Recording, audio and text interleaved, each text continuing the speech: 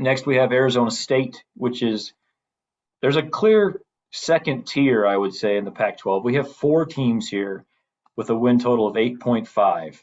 Jaden Daniels is a really good quarterback, maybe the best in the conference.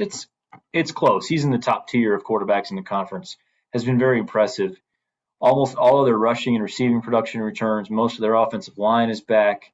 Lots of talent all over the defense. I wouldn't say there's any just major standouts on defense, but they're just solid everywhere. A bunch of all conference type of guys. Last year they led the Pac-12 in both scoring offense and defense. Of course, it was in only 4 games, and it didn't. 1/4 of those was the Arizona game, which they won 70-7. The biggest question mark, of course, is the off-field scandal going on with Arizona State right now. Definitely in trouble for some violations. Easy non-conference schedule. My brain says an easy over, with the caveat that the off-field stuff could change all that. Do you think that stuff comes into play? Or am I overthinking even just the team? Is this actually not an 8.5 win team? For me, it's not. I'm going to go under on 8.5. I think the reason is the last couple of games of really the last half. Their schedule is very much backloaded. You mentioned their non-con's very easy. It's kind of a cakewalk really for the first really 6-7 weeks. There's not a whole lot there. They do a 4-game stretch against Utah, Washington State, USC, and then Washington. So I think they lose probably 3 of those 4. I think they'll probably beat Washington State, but I really like Utah. I really like USC this year, and I really like Washington this year. So I don't think they're a bad team. I think they do have talent. Jaden Daniels is a stud.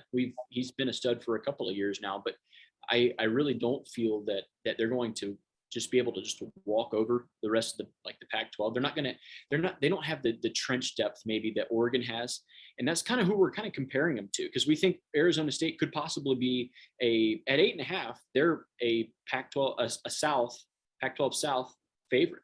And for me, they're not as talented as a USC, as maybe a Utah.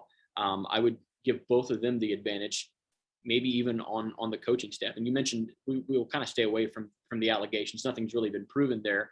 The NCAA, which currently has almost zero power, is not going to be interfering a whole lot. So it does feel that something's a little bit fishy there. 8.5 is a little much for me. I think 8 wins is far more likely. 8-4 is far more likely than 9-3. I'm going under. All right. I'm also with you as far as thinking that the NCAA is probably not going to have a big effect on this season with them. Just with everything going on with them, I don't think this is the time for them to drop the hammer, regardless of what happens here. I imagine that will take a while. So I'm slightly on the over. Don't love it. I went back and forth on this one, ended up on the over. I just think that when you have that good of a quarterback, and then just most of the rest of their team is very solid. So I do think they will go 9-3.